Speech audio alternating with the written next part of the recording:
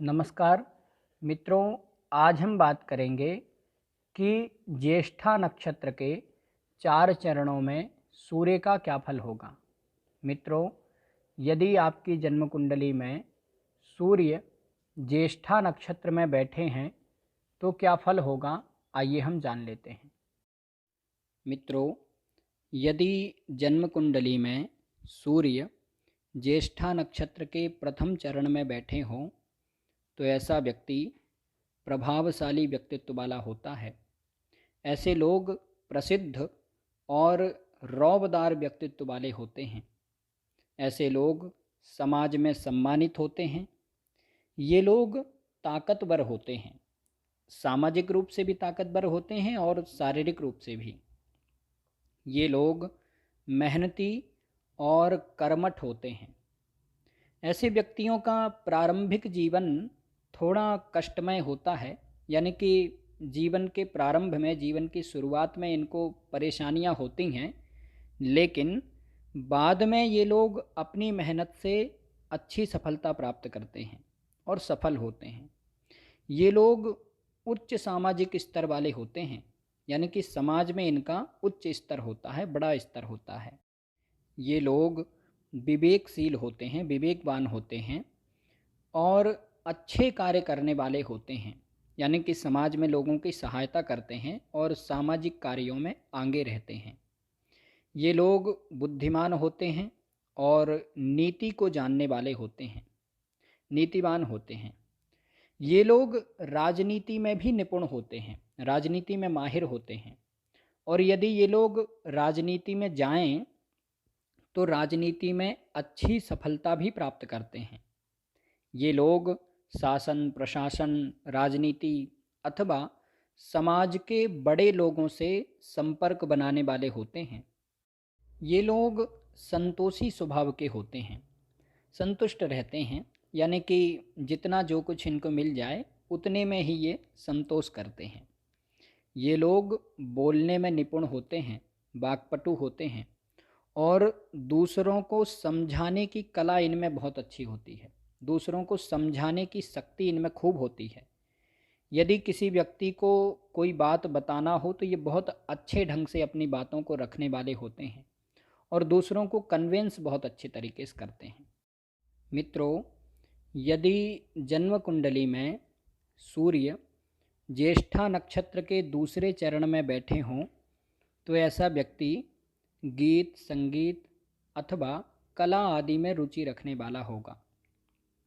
अथवा ऐसे लोग गीत, संगीत, कला आदि के जानकार होते हैं। ये लोग अति महत्वाकांक्षी प्रवृत्ति के होते हैं, आशावादी होते हैं और कुछ करने के बदले कुछ पाने की इच्छा रखते हैं। यानी कि किसी भी व्यक्ति की यदि कोई सहायता करते हैं तो उसके बदले ये भी उससे आशा रखते हैं कि ये भी कभी हमारी सहायता करेगा। ये लोग अच्छे कार्य करने वाले होते हैं, सामाजिक कार्यों में या फिर परोपकार के कार्यों में आगे रहने वाले होते हैं। ये लोग जिम्मेदार प्रवृत्ति के होते हैं और जिम्मेदारी को निभाने वाले भी होते हैं। ये लोग अपने परिवार के एहसानमंद होते हैं। एहसानमंद का मतलब है कि कृतज्ञ होते हैं, उनका एहसान मानने वाले होते हैं और इनको अपने परिवार से सहायता भी मिलती है। ये लोग थोड़े क्रोधी और चिड़चिड़े स्वभाव के होते हैं और ये लोग सहानुभूति रहित होते हैं। सहानुभूति रहित का मतलब है कि हमदर्दी नहीं रखते हैं किसी के भी प्रति, या फिर कोई भी व्यक्ति इनके प्रति भी हमदर्दी नहीं रखता और ये लोग भी दूसरों के प्रति हमदर्दी नहीं रखते हैं। ये लोग अधीर और व्याकुल चित्त वाले होते हैं, यानी कि इनके मन में असमंजस बहुत रहती है और ये मानसिक रूप से परेशान भी बहुत रहते हैं। ये लोग व्यवसाय में परिवर्तनशील होते हैं, यानी कि एक ही व्यापार लगातार नहीं करते। ये अपने कार्यक्षेत्र में या फिर अपने व्यापार में लगातार बदलाव करते रहते हैं और ये लोग आय से ज़्यादा व्यय करने वाले होते हैं, यानी कि जितना ये कमाते हैं उससे ज़्यादा ये लोग खर्च कर देते हैं। इस कारण से इनको आर्थिक परेशानी भी होती है। और ये लोग गरीब या अमीर दोनों में से कुछ भी हो सकते हैं, लेकिन ये लोग व्यवहारिक नीति में निपुण होते हैं और समाज में सभी से अच्छा व्यवहार बना करके रखने की कोशिश करते हैं। मित्रों, यदि जन्म कुंडली में सूर्य ज्येष्ठा नक्षत्र के तीसरे चरण में बैठे हों तो ऐसा व्यक्ति मानसिक रूप से अधीर और व्याकुल रहने वाला होगा, यानी कि मानसिक रूप से चिंताग्रस्त और परेशान रहेगा। इनके मन में भ्रम बहुत ज़्यादा रहता है, असमंजस की स्थिति बनी रहती है, यानी कि क्या करें क्या ना करें, इस तरह से इनका मन चलता रहता है।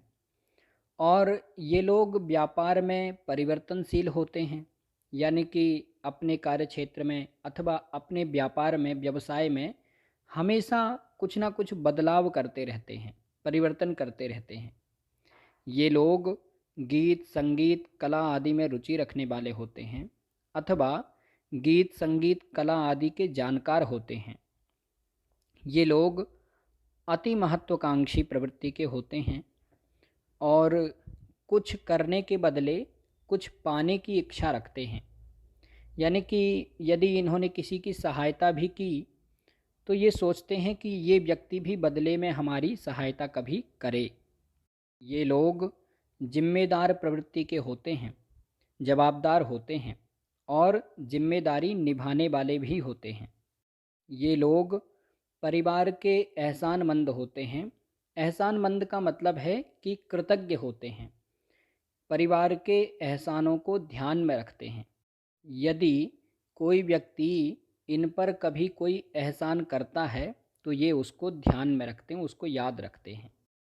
ये लोग क्रोधी स्वभाव के भी होते हैं, गुस्सैल भी होते हैं और सहानुभूति रहित होते हैं, यानी कि किसी के प्रति भी हमदर्दी रखने वाले नहीं होते, या फिर कोई व्यक्ति भी इनके प्रति हमदर्दी नहीं रखता है। ये लोग आय से अधिक व्यय करने वाले होते हैं, यानी कि ये जितना कमाते हैं उससे ज़्यादा ये खर्च कर देते हैं। ये लोग अमीर भी हो सकते हैं और गरीब भी हो सकते हैं, क्योंकि ये आय से अधिक व्यय करते हैं। इस कारण से इनका आर्थिक सिस्टम बिगड़ जाता है, धन का संतुलन नहीं बन पाता है। इन लोगों का चरित्र और इनका व्यक्तित्व हमेशा विवादास्पद रहता है, लेकिन ये लोग अच्छे कार्य करने वाले भी होते हैं, सामाजिक कार्यों में, परोपकार के कार्यों में आगे भी रहते हैं। मित्रों, यदि जन्म कुंडली में सूर्य ज्येष्ठा नक्षत्र के चौथे चरण में बैठे हों तो ऐसा व्यक्ति बुद्धिमान और प्रभावशाली व्यक्तित्व वाला होगा। ऐसे लोग रौबदार प्रभावशाली व्यक्तित्व के होते हैं। ये लोग समाज में प्रसिद्ध होंगे, समाज में ख्याति प्राप्त होंगे और समाज में सम्मानित भी होंगे। ये लोग ताकतवर होते हैं। ये लोग सामाजिक रूप से भी ताकतवर होंगे और शरीर से भी ताकतवर होते हैं। ये लोग मेहनती और कर्मठ होते हैं। इन लोगों का प्रारंभिक जीवन तो कष्टमय होता है, यानी कि जीवन के शुरुआत में तो इनको परेशानी होती है, लेकिन बाद में ये लोग अपनी मेहनत से सफल होते हैं और उच्च सामाजिक स्तर वाले होते हैं, यानी कि समाज में भी उच्च पद को पाने वाले या फिर उच्च स्तर को पाने वाले होते हैं। ये लोग विवेकशील होते हैं और अच्छे कार्य करने वाले होते हैं, सामाजिक कार्यों में या फिर परोपकार के कार्यों में आगे रहते हैं। ये लोग संतोषी स्वभाव के होते हैं, जो भी इनको मिल जाए, जितना मिल जाए उतने में ये संतोष रखते हैं। ये लोग नीतिवान होते हैं और नीति को जानने वाले होते हैं। ये लोग कोई भी काम बहुत फुर्ती से करने वाले होते हैं, कोई भी काम बहुत जल्दी से करने वाले होते हैं। ये लोग महत्वाकांक्षी होते हैं, कुछ करने के बदले कुछ पाने की चाह रखते हैं, यानी कि यदि किसी व्यक्ति की इन्होंने सहायता की तो ये उसके बदले में चाहते हैं कि वह व्यक्ति भी हमारी कभी सहायता करे। लेकिन ये लोग थोड़े लापरवाह प्रवृत्ति के भी होते हैं। कभी कभी ये लोग बहुत ज़्यादा महत्वपूर्ण बातों पर भी ज़्यादा ध्यान नहीं देते।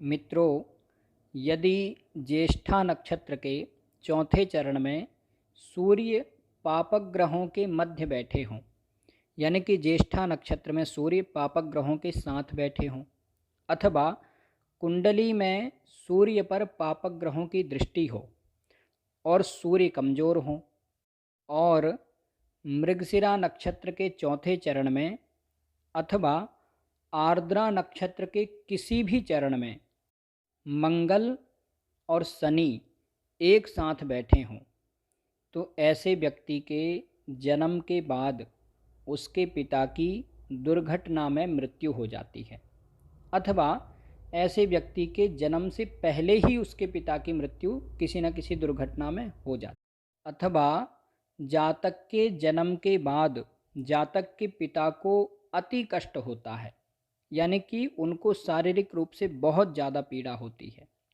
लेकिन ये सब तभी होगा जब ज्येष्ठा नक्षत्र के चौथे चरण में सूर्य पापक ग्रहों के मध्य कमज़ोर होकर के बैठे हों, और मृगशिरा नक्षत्र के चौथे चरण में अथवा आर्द्रा नक्षत्र के किसी भी चरण में मंगल और शनि एक साथ बैठे हों, तभी ऐसा होगा, अन्यथा ऐसा नहीं होगा।